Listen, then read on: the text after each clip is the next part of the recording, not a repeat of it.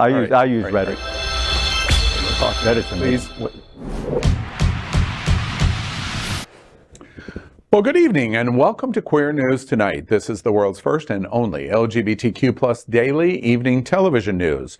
We're broadcasting live, and then we're available on demand.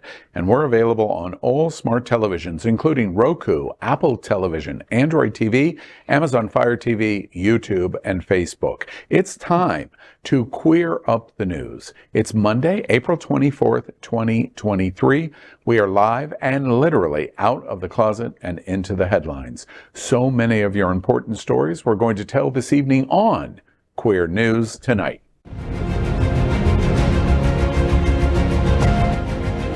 This is the world's first live daily LGBTQ evening news show, literally out of the closet and into the headlines on Queer News Tonight with Al Ferguson.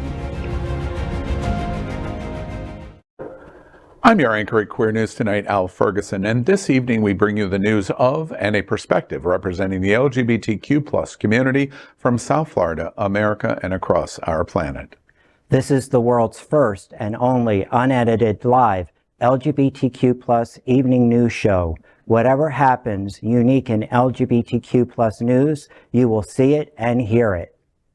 HOTspots Magazine's Happening Out television network is a nonprofit 501c3 media company in the same model of PBS and NPR, but designed for the LGBTQ plus community.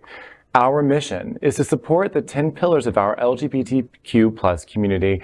We want to inform and educate the key issues of our Black community, Latinx, lesbian, trans, students and youth, seniors, HIV and AIDS healthcare, business, political advocacy, and faith. Help us support our community. We're part of one of the largest LGBTQ plus media companies in America, HOTspots Magazine and Happening Out Television Network. Our magazine is celebrating 38 years of the LGBTQ plus experience, and our television news, talk, and entertainment shows support our mission to educate the LGBTQ plus and broader community. Well, let's begin by welcoming anchor Bob Hentschel. Bob is an accountant with a local construction company. He is a member of the planning committee for My Hollywood Pride and a member of various LGBTQ plus Disney Facebook groups, including the popular Gay Pride Disney monorail crawl. He describes himself as a nice widow man with a house in Dania Beach, a Disney Vacation Club membership, and a self-supporting cash flow. Interested? Singles can find him on Facebook and Twitter as Bob Hentschel. Welcome, Bob. Thank you, Al. And the 8th annual Gay Days Monorail Crawl starts Wednesday, May 31st at 7 o'clock at Disney's Contemporary Resort at the Outer Rim Lounge. And don't forget to join us for the traditional photo, 5 o'clock in front of the castle on Gay Day Saturday. Now let's welcome anchor Jacob Reed Jennings, a professional ballroom and Latin dancer turned real estate broker and philanthropist. Jacob uses his life experience as a youth who experienced homelessness to help those in our community find housing and humor. In 2020, Jacob used his vast real estate investment knowledge to found the Sherlock Holmes Foundation, named after his dog, to address LGBTQ youth housing insecurity. Currently, his foundation has houses in Colorado, North Carolina, and Virginia. Welcome, Jacob. Why, thank you. I'm glad to be here. Let's welcome Mark Pettitt, if I may. Mark is an entrepreneur with a 15-year business as a leadership coach and trainer, also known as Sir Mark Silver. He is Mr. Sawmill's Leather Sir of 2021. And loves being an ambassador of the leather community. He loves physics, space, and his fellow gay geeks out there. Welcome, Mark. Thank you, Jacob.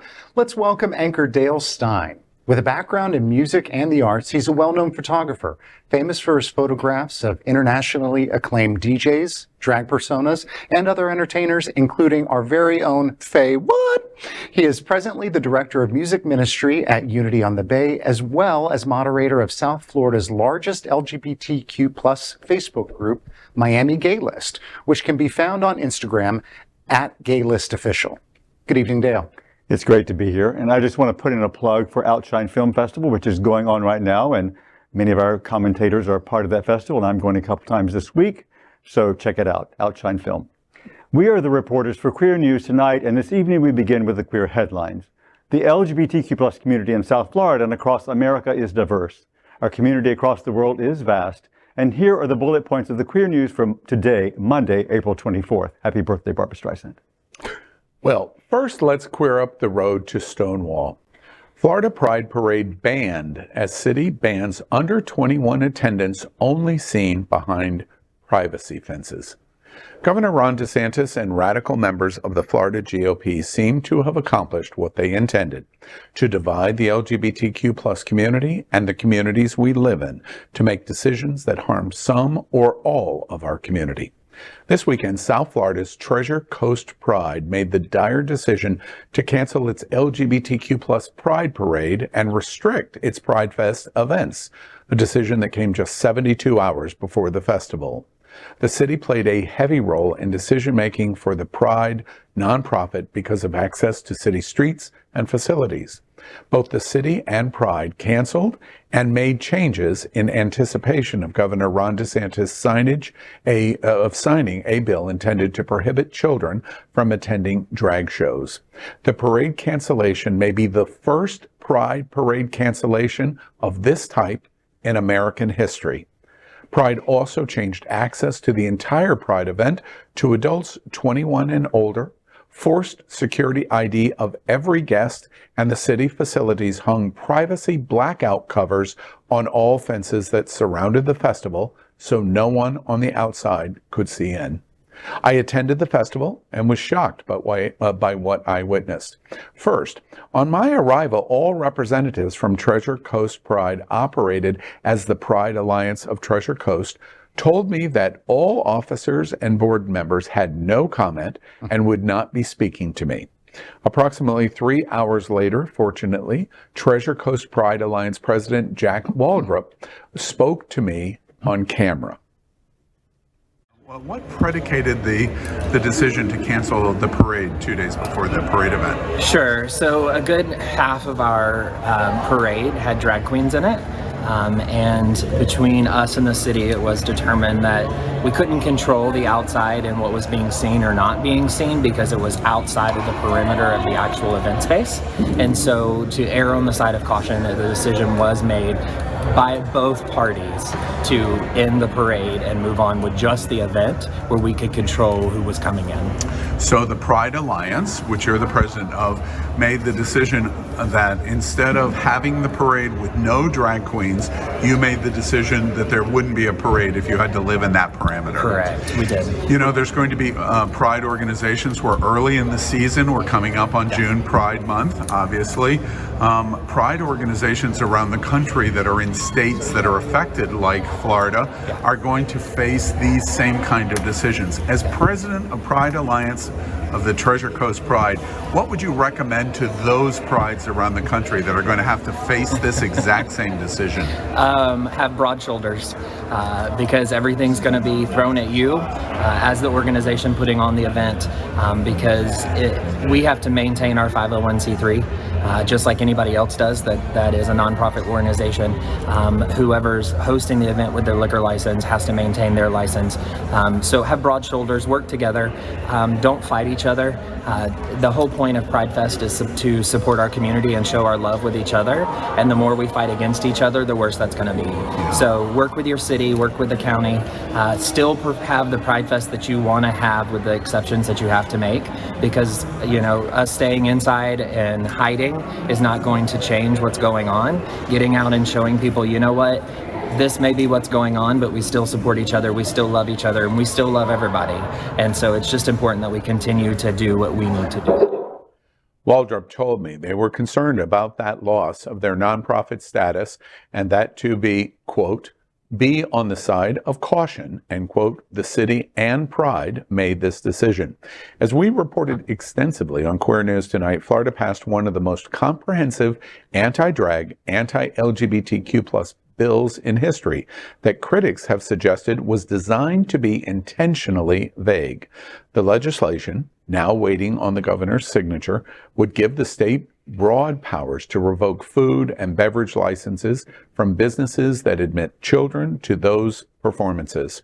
Critics also point out that this may be just the beginning of what the governor wants to accomplish. A source for one Florida Pride organization who wished not to be identified said, quote, "Like Don't Say Gay, kindergarten as a start is now the 12th grade. Liquor licenses are only a start. This is moving to erase drag queens being seen in public. This is creating fear at every level. To enforce this law, will the governor remove a police chief or even city commissioners or a city's mayor if they don't follow this law?" End quote. That fear seems to have happened at Treasure Coast Pride. Shaletta Taylor, drag queen host of the main stage, echoed that concern. All along the fences, you have to show ID to get in. You have to be at least 21 years old, and they've covered all of the fences in black sheer covering. So even if there's children outside, they can't see in what's going on. What do you think about that? It makes us look like we're doing something bad or doing something dirty in here. We're just living our lives and enjoying a day at a festival like anybody does any other time of the year, whether it's the St. Patrick's Day Festival, Oktoberfest, 4th of July. It's a festival just like any of those. But because there's drag queens and because there's gay people involved, it must look like that we're doing something dirty, and we're not. And it's really insulting because we work very hard to create a family-friendly environment for everybody, and to just be thrown into a category like that and to be, pushed aside and be like, oh, we can't let anybody see in. It makes me feel like we're doing something wrong, and we're not. We're just living our lives and expressing ourselves. Beyond the cancellation of the parade, the Pride Fest had a vibe that did not feel a lot like a celebration. Security forced every person to present an ID. This reporter could not help but think about how trans community members and others that do not wish to be recognized at a Pride festival would react to this new requirement. Additionally, the blackout privacy fence covers were viewed by many in attendance as being designed to prevent anyone seeing a Pride festival was taking place. Business owner Mark Pettitt, who had a booth at the Pride Expo, compared this moment to dogs in the pound. To have those privacy walls put up outside like we are some kind of subhuman type of individual, I don't think that you would do that like to dogs that you were putting into a separate area. At least in like the pound and in a kennel, they can see each other through the chain link. What is so offensive about people who genuinely love each other to have to do that to us? Yeah. The ramifications of Treasure Coast Pride will have significant impact on the entire LGBTQ+ community. I asked the Treasure Coast Pride president, beyond the issue of a liquor license, if Pride Alliance made the decision to cancel the parade because they would not ban drag queens from the parade. Jack Waldrop's answer was simple: yes. What will other Pride organizations and cities decide to do after the presidential candidate, Ron DeSantis, signs the bill? And what will happen across the country when other conservative GOP-controlled states do the exact same thing? These questions are still to be answered, but not since the Stonewall riots in 1969 have we seen a state of fear and anxiety in the LGBTQ+ community and our relationship with the places we live. Queer News Tonight will be broadcasting 5 special full interviews we did at Treasure Coast Pride, including, as you just saw, Jack Waldrop, president of the Pride Alliance of Treasure Coast, the drag queen perspective from Shaletta Taylor, host of the main stage, parents and family perspective from President Christina Kaiser and Treasurer Celador James from PFLAG, community perspective from Donna Pixley, the Vice President of Sanctuary LGBTQ+ Community Center, and business community perspective from Mark Pettitt, owner of Links by Luke, and a religious perspective from Pastor Marianne Kellenbach from Living Faith Church. Their words are going to shock you. Continue to watch this space. It was really a dramatic moment for me to drive up. It was about 90 miles. I had heard we're lucky to have Mark here tonight. having a space in the festival. They canceled the parade 72 hours in advance. It was a collective decision with the city. The city basically said, we don't know what's going to happen yet. Some people have criticized the city and the Pride Alliance for making this decision when they did, but on Tuesday, when this law was signed, or when the law passed, going to the governor, it caught everyone by surprise that the House passed it so quickly. It was scheduled for a vote this week. And basically, Pride Alliance and the city said, well, if the governor signs this in 1 day or 2 days, we'll be in violation of the law, theoretically. Right. And so as a result, they took the preemptive action. He hasn't signed it yet, but our reaction to Pride Alliance and Port St. Lucie would be completely different if he had signed it on Thursday, right, which he might have done. The second thing is interesting to me is every Pride organization, certainly in Florida, and dozens of states around the country that will follow this Florida, Texas, Tennessee model that seems to be the export of hate, will face this exact same thing. And then we're faced with the decision that the city of Port St. Lucie and the Pride Alliance at the Treasure Coast Pride, do you include drag queens? Do you allow trans representation that could be liberally defined by this law to participate? And if you do, you're in violation of the law, or you reject them, which seems to me that's exactly what's intended by the vagueness of this law. It's really a template of terror. That's what comes to my mind. And it's interesting because we're just coming off the heels of Miami Beach Pride, which lasted a full 17 days. And I sang at the opening myself, and then I attended many of the events, the VIP, and we were in the parade. The church where I work, Unity on the Bay, we were in the parade. And it did still have even though this stuff is in the air and has been all around us for a long time, it still felt very celebratory, and it felt very free and open and loving and wonderful. And so this was such an odd juxtaposition, this happening so quickly, based on what you just said about the law passing so quickly. It's really terrifying. Well, and how many times have we said around this table and other shows on Happening Out that something against drag queens is really just going to lead to something bigger? Because when it comes to the L, you've got lesbians who do drag as kings. You've got the G in there with most of the queens. You've got every single letter is represented. So you can't just say that this is something against drag. It was an absolutely dehumanizing experience. I talked to so many people at the festival. I did these 6 big interviews. The interviews that you're going to see were between 5 and 10 minutes, each one of them, and all coming from different perspectives of what was going on. One of the most disturbing things, I said this to Mark and his husband Luke on Saturday, as they were participating in the business expo of the Pride Fest. This is a Pride festival that is completely different than anything that I had ever been to before, because it had this heavy cloud on top of it. It was just palpable of what was going on. And some people tried to explain away the black covering of the fences, but at the end of the day, the visual, we showed you some pictures here of the IDs that are being required. Every single person. We want to know who you are. Now, it's an age requirement, but still, for the trans community and those that are closeted, that is a triggering event. It's designed to chill. It's shaming. And shaming. And I thought the Queen's observation of it makes us feel like we're doing something dirty, and it's just... And it's the exact opposite of what Pride is really all about, which is being out, open, loud, and proud. I think we're one step away from show us your papers. I did not know about the black curtain prior to seeing the video. And maybe it's just me because I am paranoid in my old age, but I can't, you brought up the dog pound thing. I kept thinking, death camps, because they're heading in that direction. Right. I mean, I need to start wearing this. I have a silence equals death pin with the pink triangle, right, which is what Hitler used to mark the gays in the camps.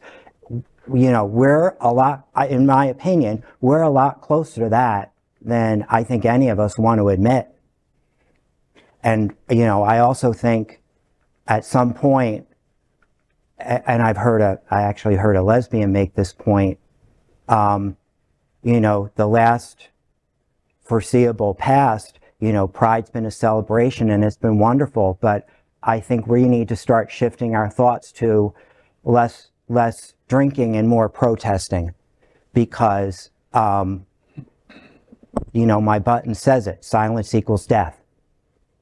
I think it's important to point out they're trying to do 21 and over. So you can be 18 and vote and go die for your country, but you can't go see a drag show? I mean, that's just ridiculous. How asinine is that?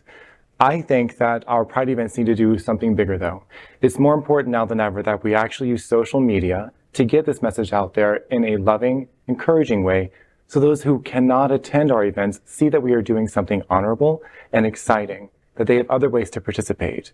Of course, there are going to be restrictions, but that gives us the social responsibility to be more creative so people can actually watch us show our pride and hopefully not become targets. Mm-hmm. One last on last production to help me with the clock. I'm having trouble with my clock.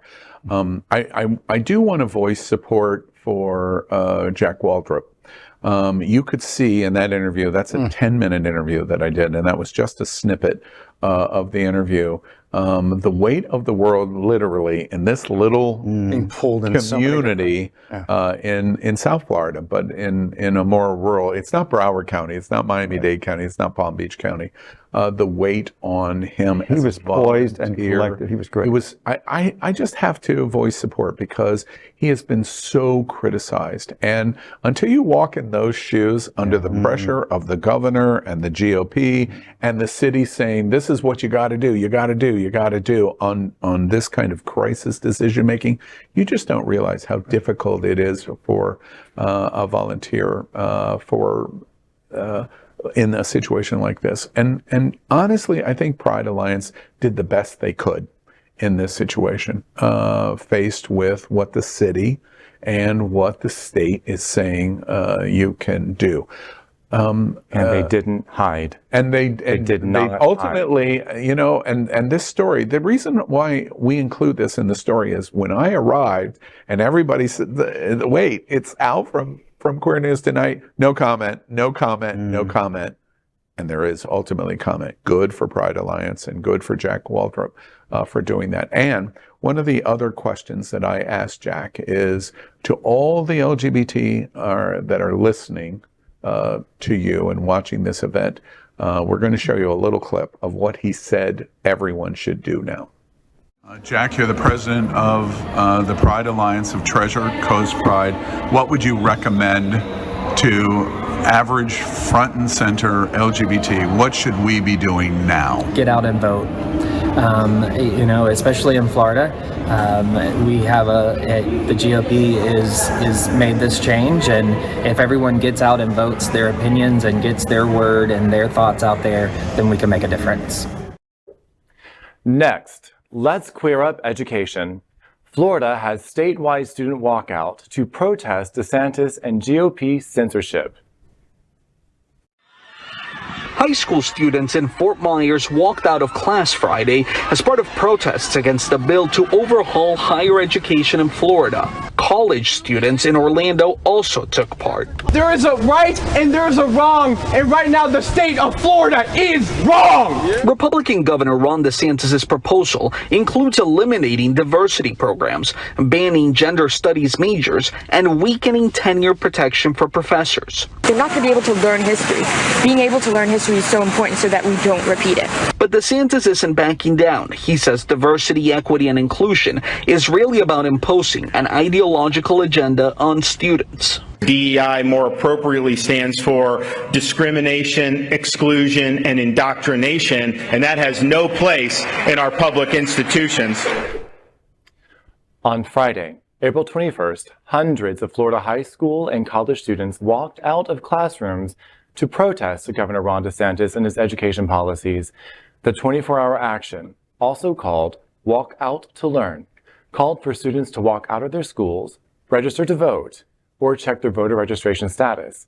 take part in a brief lesson on banned policies, and enroll in a virtual college-level course in African American history. Rallies and speeches were also scheduled across the Sunshine State, from Jacksonville and Orlando to Sarasota and Miami. Youth activists mobilized the Social Equity Through Education Alliance, said the movement of its defiance and proposed and passed state legislation that restricts lessons and discussions about race and LGBTQ history. Walk Out to Learn's website said, quote, Black, queer, trans, and female identifying people and their histories are the target of government censorship. Our government has forgotten that students have rights. We're here to remind him, end quote. Friday's movement was crucial in building and achieving short-term goals that will lead to long-term results. On April 19th, Governor DeSantis expanded Florida's controversial Don't Say Gay law, which bans all teachings and discussions of sexual orientation and gender identity up to 3rd grade. This new expansion prohibits instruction on sexual orientation and gender identity past 12th grade.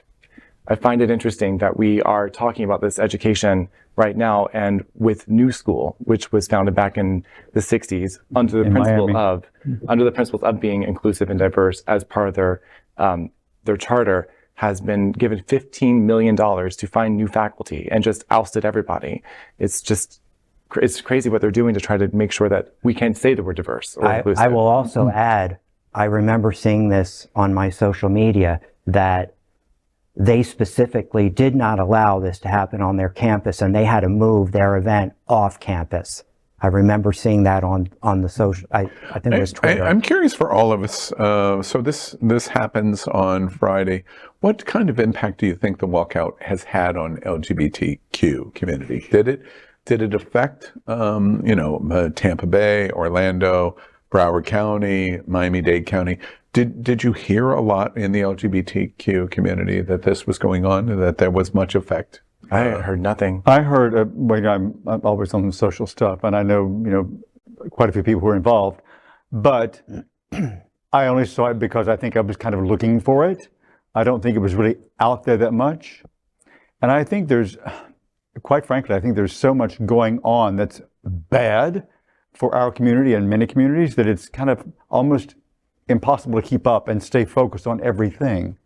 But the youth and the young people are where the power is going to be, because they're the new voters.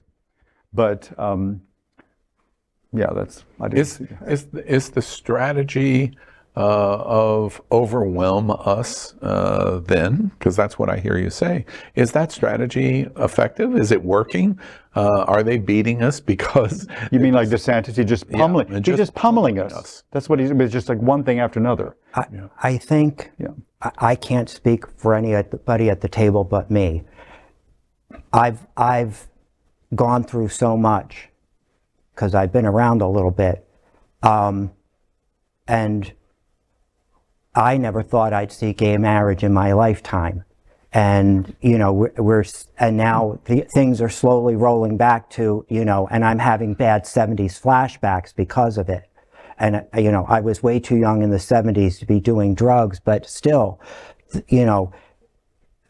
I constantly feel traumatized every time I hear the news, and re-traumatized every time I hear the news. And at some point, I just can't keep up with it. It's just, I think what you said is correct. They are trying to exhaust us. And thank God the youth, I think, there's that song, The Kids Are All Right. The kids are all right. They really are, because they've gone through a hell of a lot more than we did. I didn't sit through active shooter drills. Exactly. My niece did. Right. At the same time, I didn't sit through the nuclear bomb drills that my parents did, but there's just, they understand what's at stake. They know that things are not right. We do. We need to take a page out of their book, because that is what activism looks like. Activism involves usually taking a risk, and that's what all those students did by walking out of that class and possibly messing up their grades, messing up their academic record, whatever it might be.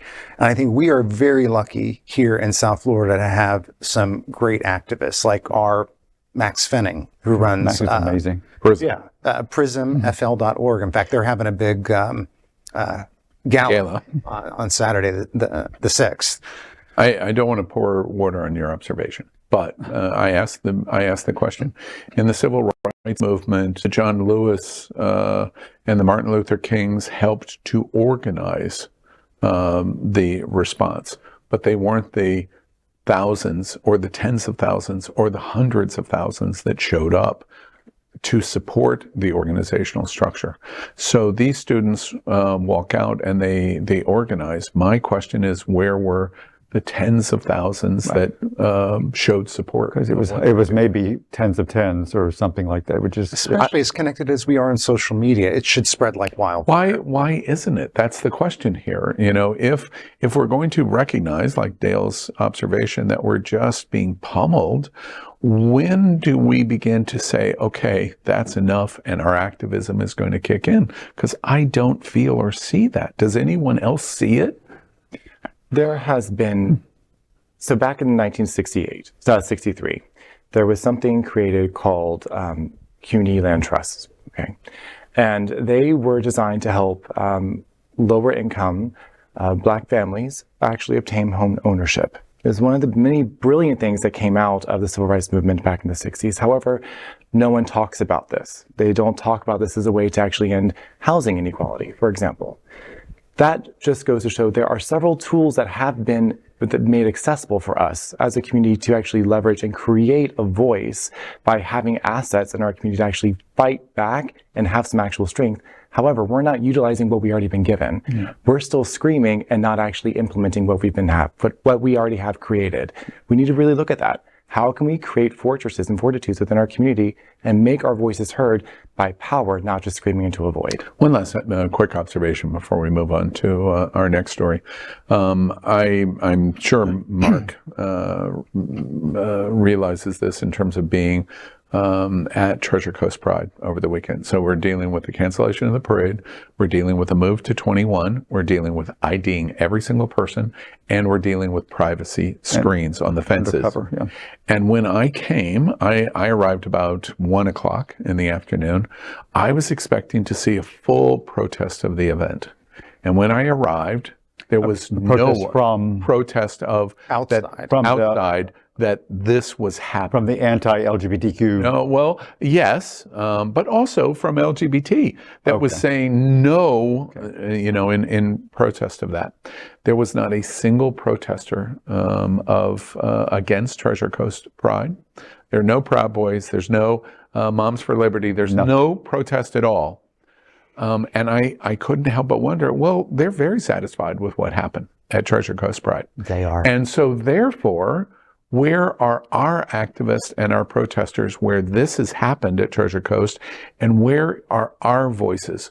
There was also not a single advocacy organization present at Treasure Coast.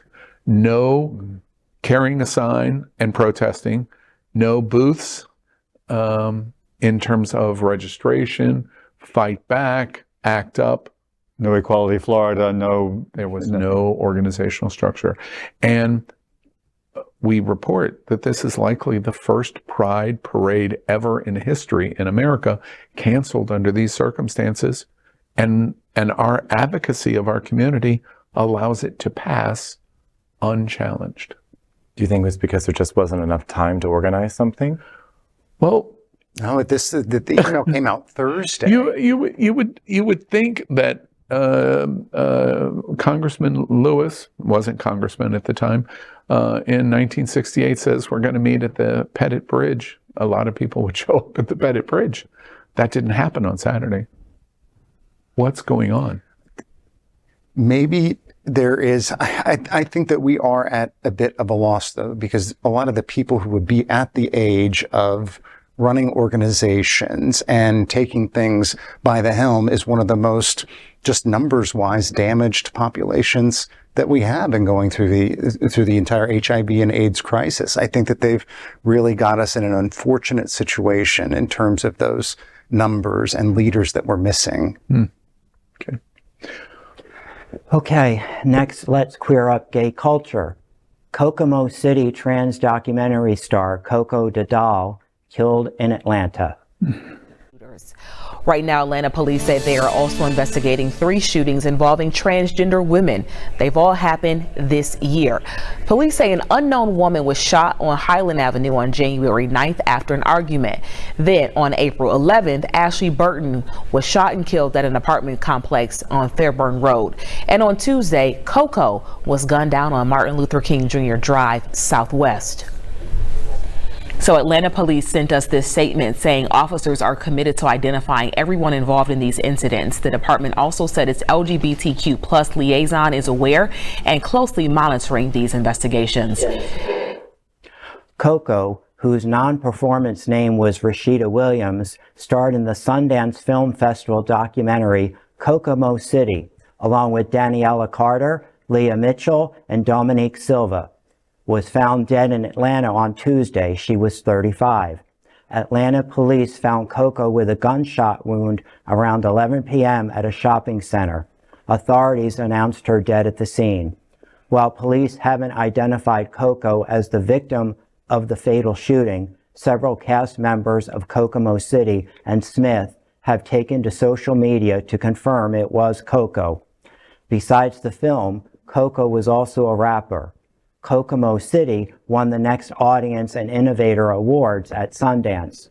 The film was acquired by Magnolia Pictures and will hit theaters later this year, and also makes its South Florida debut tomorrow, April 25th, at the Outshine LGBTQ+ Film Festival.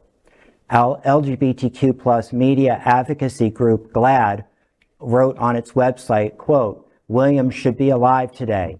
All transgender people deserve to live in safety and acceptance, be beloved by their families, communities, and able to contribute to a world where all are free," end quote. A GoFundMe to help Koko's family with funeral costs has raised more than $13,000 at the time of publication. Koko is the 3rd transgender woman to be a victim of violent crimes in Atlanta this year. Another trans woman, Ashley Burton, was killed earlier this month.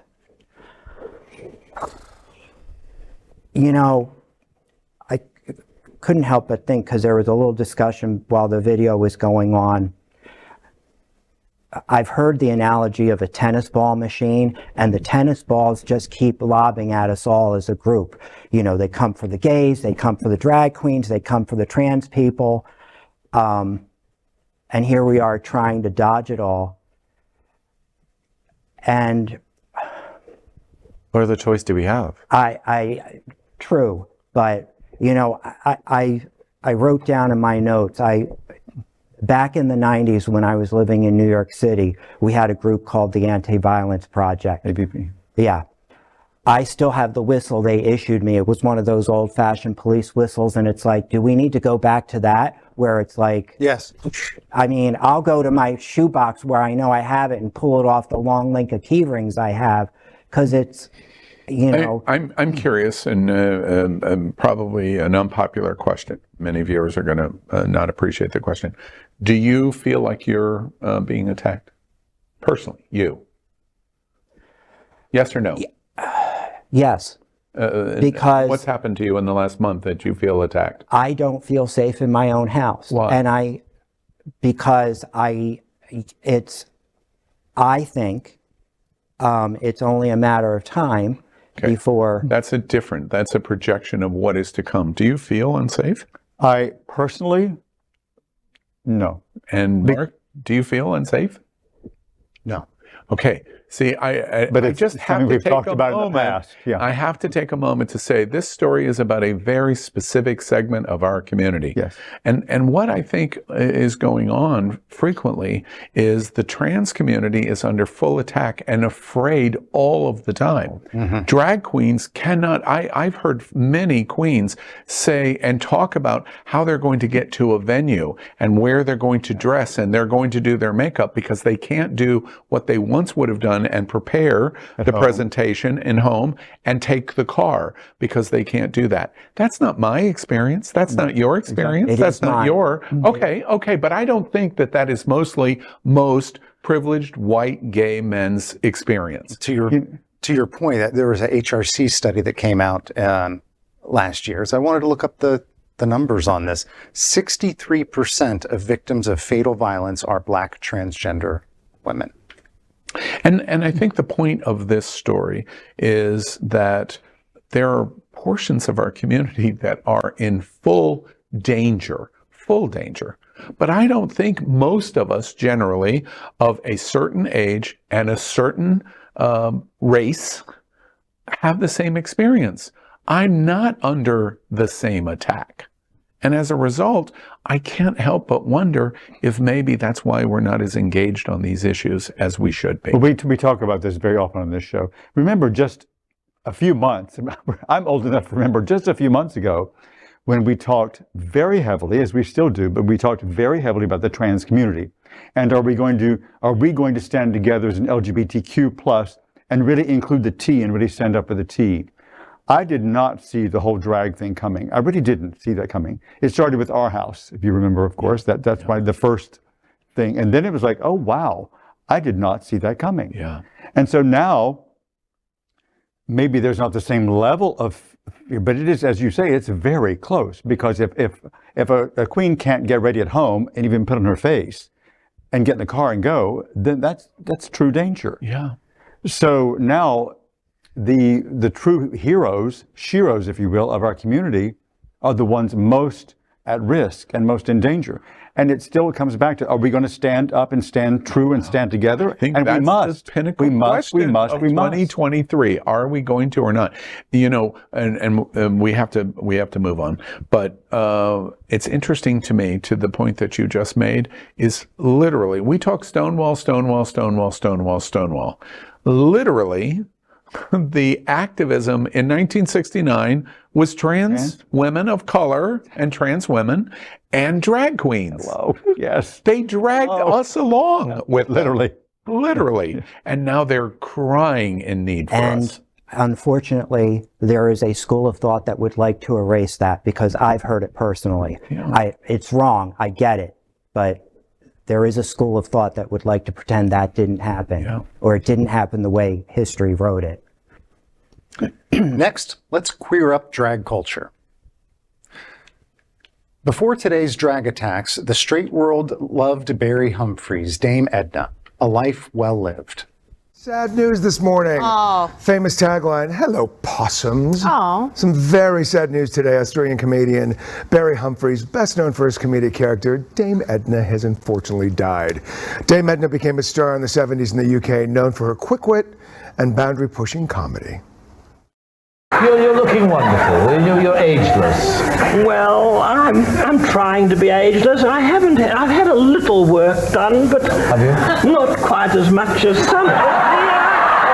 Your hair color is stunning. Your hair color is breathtaking. Is that a natural hair color? It is my natural. Is it really? You preempted what I was about to say in such a lovely way. Oh, yes. It is my natural hair color. Oh, wow. I was born with this lovely mauve hair, viewers. I'm the only woman actually on the planet with a purple bikini line. Wow. She goes into supermarkets, she just takes things, she stuffs them down her pantyhose. I said to one of my minders, I said, follow that girl and pay for whatever she's got in her pantyhose. He said, she charges for that, does she? He had spent several days in the hospital in Sydney leading up to his death. He underwent hip surgery and began suffering from health complications shortly after. The character of Dame Edna was used to satirize the cult of celebrity, political leaders, and was used to poke fun at fashion of the time. Australian comedian and actor Barry Humphries, who is best known as his drag alter ego Dame Edna Everage, has died aged 89. Australia's Prime Minister Anthony Albanese also gave tribute to him on Twitter. Humphries died at a Sydney hospital after being readmitted following surgery on his hip last month, according to the New York Times. The drag artist had her own mock celebrity broadcast talk show on NBC in the early 1990s called Dame Edna's Hollywood. Humphries was also a mainstay on actual talk shows as well. Humphries was born in Melbourne, Australia in 1934. He crafted housewife Edna Everage in 1955 for satire. The persona became huge after Humphries began appearing on British television as her. In the 1960s, before Edna's rise to stardom, Humphries appeared in several West End and Broadway productions. Edna was best known for her catchphrase, "Hello, possums," and her lavender-colored hair and rhinestone glasses. Humphries wrote several books, novels, autobiographies, and plays, and painted. In 2022, Humphries toured the UK for The Man Behind the Mask, outside the character. Humphries was also a controversial figure. In 2003, in an advice column for Vanity Fair, he replied to a reader's question about learning Spanish with, quote, "Who speaks it that you're really that desperate to talk to?" End quote. Selma Hayek led a backlash against the racist comments. And I am so torn about celebrating this person's life and contributions, because when you see the videos, she was filthy. Hilarious. Yeah. But then you fast forward to what she decided to use her voice for, especially in the later years of life, coming out as just so vehemently anti-trans that I cannot get behind celebrating a legacy that she tore apart. It's really hard because, I saw her Broadway show at least 4 times. And every time, even it was, with my parents and a couple times, other people, but it was, one of the funniest things I've ever seen. But as you say, as it went later in life, how odd and ironic that he became so turf-like and anti-gay. I have the quotes from the Advocate article from which I do too. I just didn't want to read them because they're disgusting. Oh, I have no qualms about reading quotes. Humphries, this is from the Advocate article. Humphries continued to speak against what he perceived as the problems with, quote, political correctness. He called it a, quote, new Puritanism. And in an interview with The Telegraph in 2016, he said that trans women were, quote, mutilated men. End quote. He later described being transgender as a, quote, fashion. The comedian said his comments had been taken out of context, according to CNN.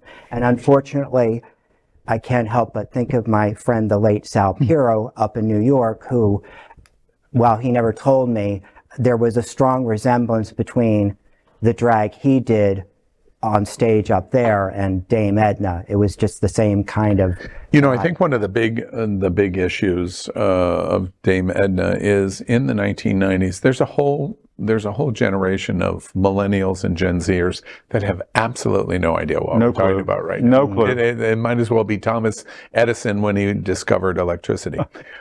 Dame Edna, what I think is so interesting about the story, I'm not going to weigh into the ridiculousness of the trans stuff at all. Ridiculous. At the end of the life, I did not agree with virtually anything that she or he said.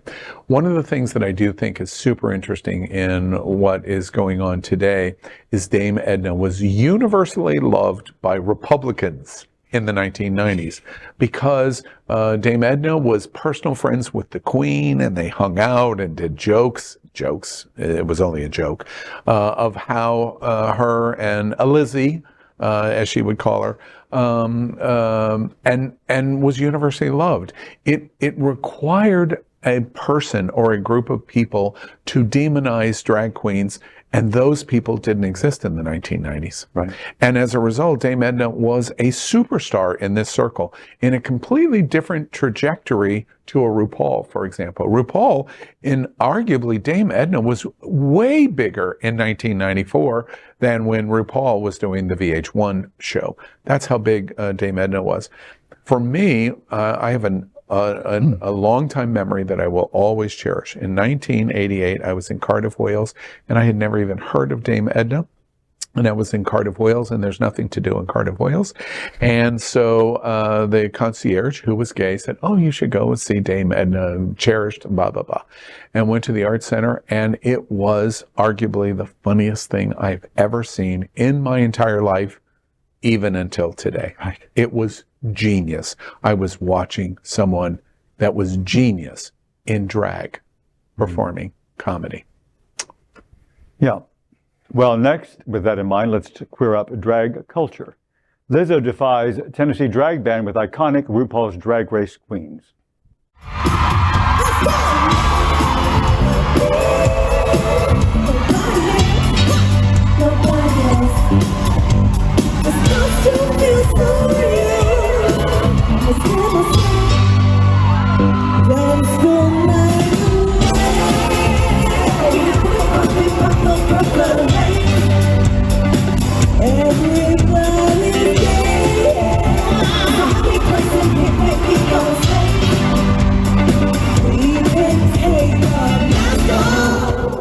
Despite being advised by fans to cancel her Tennessee show due to the state's oppressive anti-drag law, which bans adult cabaret entertainment in public spaces and where it might be seen by minors, Lizzo instead brought drag performers, including RuPaul's Drag Race alumni, on stage. Taking to Instagram on Saturday, April 22nd, the About Damn Time singer proudly shared a range of moments from the night's colorful performance at her Knoxville show as part of the tour for her fourth studio album, Special. Iconic Drag Race stars, including Season 11's Vanessa Miss Vanjie Mateo, Season 10's Asia O'Hara, Season 10 winner Aquaria, and Season 13 runner-up Candy Muse, who has joined the cast of the upcoming All-Stars Season 8. Joined Lizzo on stage, along with a whole host of local drag queens. The singer, who dazzled in a glittering green sequin jumpsuit that gave major regal vibes, also gave a powerful speech saying that she was told by people on the internet to cancel the shows in Tennessee. They had valid reasons, but she wanted to go to the people who needed to feel this release the most. A fan who attended the show praised Lizzo's decision and said that bringing the drag queens out was, quote, one of the best parts of the night, end quote. Well, this just goes to show that Lizzo is fearless. I mean, she keeps breaking the mold of what is acceptable, and she's not going to hold back. About damn time. It's about damn time. This is what is speaking up. This is activism in a beautiful and colorful way. What do you think about the boycott philosophy that Lizzo specifically said, nope, going? What do you think? I think that's what an ally looks like. That's somebody who's putting their own neck out. It could have gotten canceled. She could have lost hundreds of thousands of dollars in the setup of that. And I think that she did the right thing. You can see the right thing from a mile away. And I think Disney could have a word about boycotts, because they've talked about, the religious right has talked about, you boycott Disney during gay days, and it's like, how well has that worked out? Yeah. Not much. But you also see a black woman standing up and doing what her culture's always done. She is not back down, and she's being a positive role model for everyone around her. I think that is a brilliant observation. We have so much to learn. I love Lizzo, first off. The body positivity thing is just beyond. And by the way, her reality show is fantastic if you haven't watched it. It is. I call her, dance show of all big girls. All big girls. And tryouts to be part of her. Big Girl. Yeah. Big Girls. I think Big Girls. I'm totally watching that. It's fabulous. By the way, bad gay, it beat RuPaul for the first time in like the last 5 years. Its best reality. That's right. That's right. Lizzo beat RuPaul. I call this Lizzo's Law. And I'm going to talk about it a lot, and unpopular, because I'm not an advocate of bans and boycotts. And the reason is because I agree with what Lizzo said, and supporters of Lizzo, you get back into the trenches and fight. You do not back out, because your back out has virtually no effect. If you're not in front of their face, yelling right back in front of them, right into their face, you're not doing any good. And I'm going to take it a step further, that when you take a step back, you're giving ground. And I don't think we should be. They win. They win. Yeah. Win. And it's a model in Florida. Lizzo, don't not come to Florida, and the entire world please don't not come to Florida, because we need you to come to Florida and scream loud and clear. We support the trans community, we support the drag community, we support the LGBTQ community. Anything else is not successful. And the proof of that point to all of those haters that are going to say terrible things about me, when I was at Treasure Coast with Mark on Saturday, none of the protesters that should have been there were there. It's a bit hypocritical for you to say, let's boycott. Ooh, that sounds like someone took the gloves off. Next, let's square up South Florida and Florida. Pride Skate night, the Pride Skate night moves to Thursdays starting May 4th. It's usually on Wednesdays in May, and for the rest of the year, it moves to Thursdays. Stonewall Pride Skate Nights are a fun, family-friendly event benefiting the Wilton Manor Stonewall Pride Parade and Festival. $5 from every ticket sold will go directly to HOTspots Events, the creators of the Stonewall Pride Parade and Festival. The Pride Skate Nights will be held on every first Thursday of each month for the rest of the year, starting May 4th. You can upgrade to the VIP ticket for $25 per person, including entrance to the party, skate rentals, 2 beer or wine drink tickets, and a $5 donation. Each night will feature a live DJ and special guest appearances. The event will be sponsored by HOTspots magazine and Happening Out Television, the City of Wilton Manors, Sterling Accounting Services, Greater Fort Lauderdale, Gold Coast Derby Girls, and the GFL GLCC. May 4 Pride Skate Night will feature a limbo contest with a prize value of $100. You know I'm in for that. Performances by divas Velvet Lenore and Rihanna Patron, roller skating, dancing, DJ T-Pro mix, and a full liquor bar all included. This event has such a huge place in my heart. When I was a little baby gay and out at 15 years old, there was nothing that a 15-year-old could do except for go to like a gay student union meeting at the college, which I did, and going to gay skate. That it was like a once a month thing. You had to be 14 to get in, and it was like the only time when I could really be around. I was like, I have people. Like there's not something wrong with me. I can go backwards. I can do twirls. It was, hey, I'm super gay. If that has not clicked in yet. Okay. So we're all shocked. But right? we went back to gay skate just a few weeks ago, and yeah, it's not like a bicycle. Yeah. I was on my ass like 3 times. Oh. Luke pushed me out to do the limbo contest. He's still in trouble for that. Wait, are you going May 4th? Yeah. Oh, remind me. I'm going. I'm bringing rollerblades. I'm going to show how bad of a gay I am, or how much of an elderly shut-in I've become. This is the first I'm even hearing of this. Well, This is- there's the value of Queer News tonight. yeah. I think Where it's is it? that you have 2 drink tickets Extreme possible. Action Park. Okay. In Oakland Park.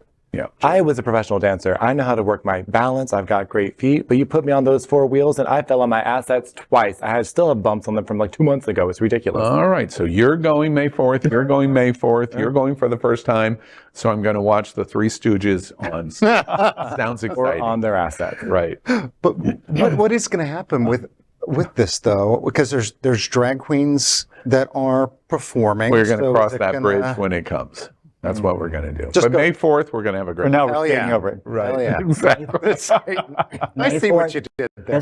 May 4th is also Star Wars Day, just to be Okay. clear. All right. May the 4th be with you. Yes. Next, we are proud of our special partnership with Sunshine Cathedral, the world's largest queer church, here in Fort Lauderdale. Supporting that partnership, we are broadcasting from our permanent set here at Sunshine Cathedral at the Happening Out television studios.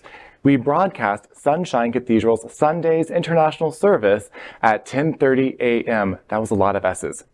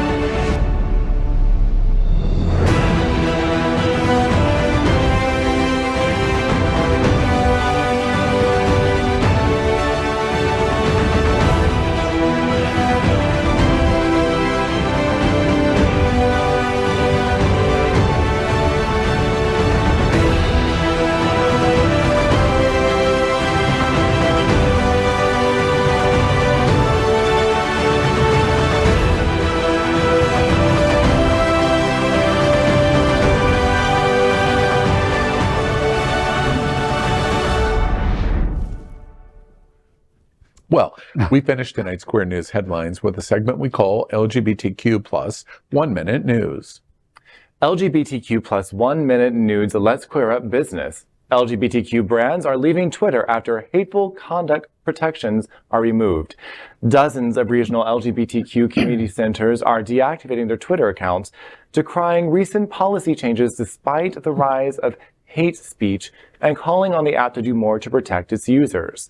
The announcement came from CentralLink, an international nonprofit network of more than 325 LGBTQ plus organizations, many of which will also be leaving the platform.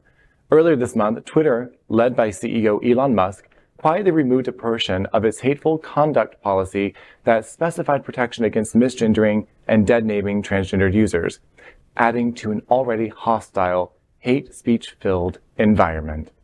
LGBTQ plus 1 minute news. Let's queer up HOTspots.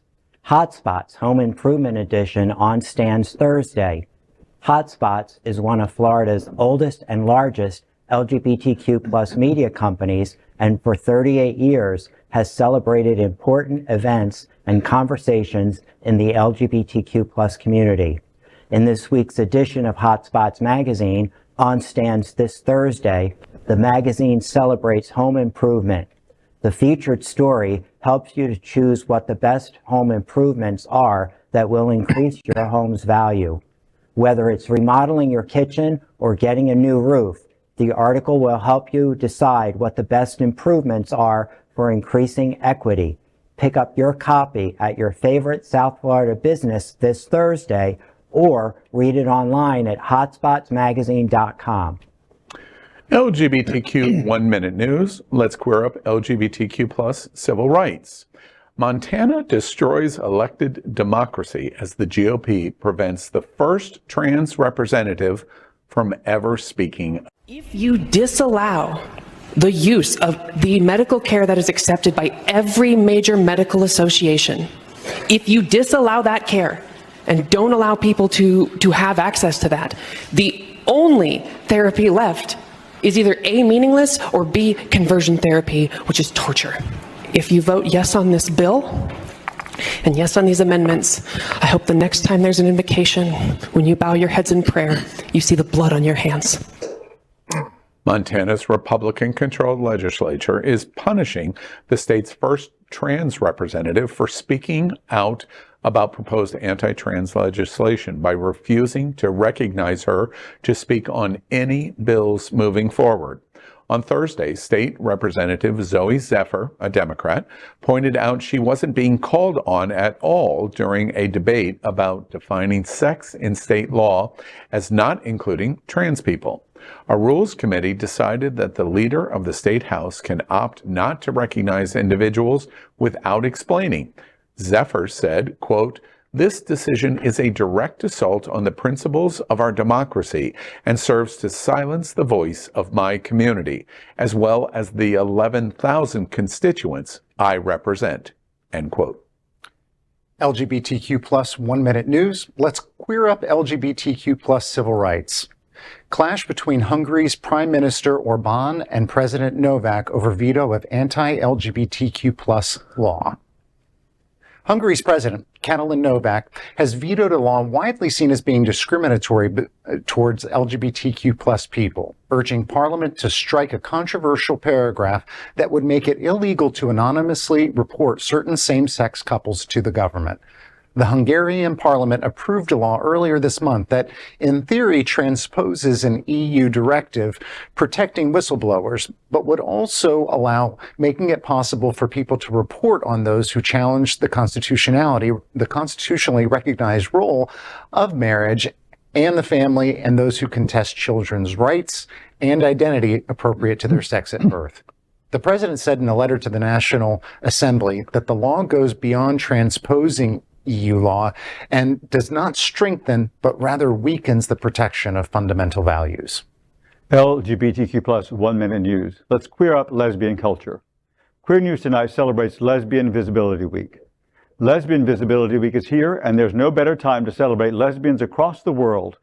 Queer News Tonight is happy to bring attention to the lesbian community, as such acknowledgments help raise awareness of lesbians, the issues they face, and their lived experiences. It is a sign that LGBTQ plus visibility is not dominated by gay men anymore. Lesbians are a huge and one of the crucial parts of the community and society. Lesbian Visibility Week is observed every year in the last week of April.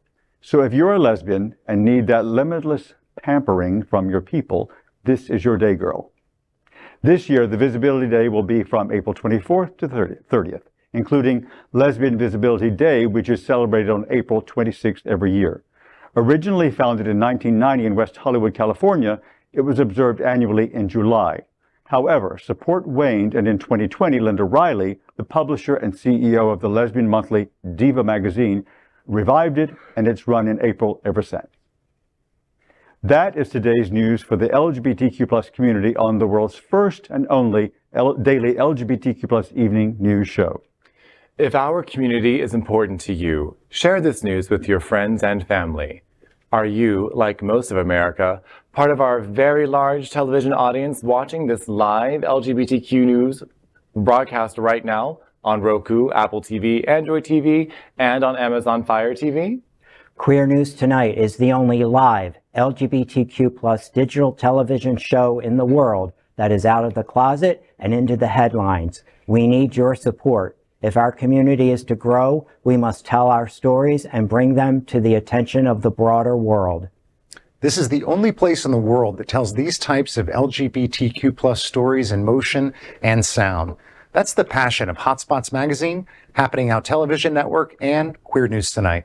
I'm your anchor, Al Ferguson, and on behalf of these LGBTQ plus reporters, the anchors of Queer News Tonight, including Bob Hentschel, Jacob Reed Jennings, Mark Pettitt, and Dale Stine, we will see you daily at 8 p.m. And to our LGBTQ plus world, we wish you good night. Good night.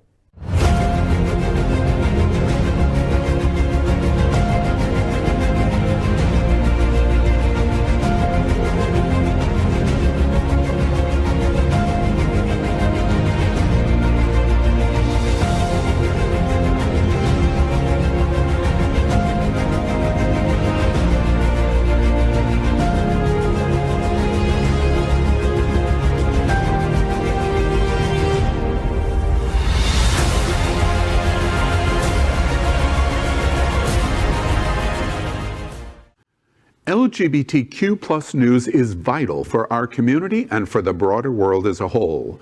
We have enough enemies at Fox News. Tucker, Sean, and Laura are loud. We need passionate allies. Happening Out Television Network, Queer News Tonight, and It's Happening Out are literally out of the closet and into the headlines. Our community needs your support. Like this broadcast and subscribe now to ensure the growth of the entire LGBTQ plus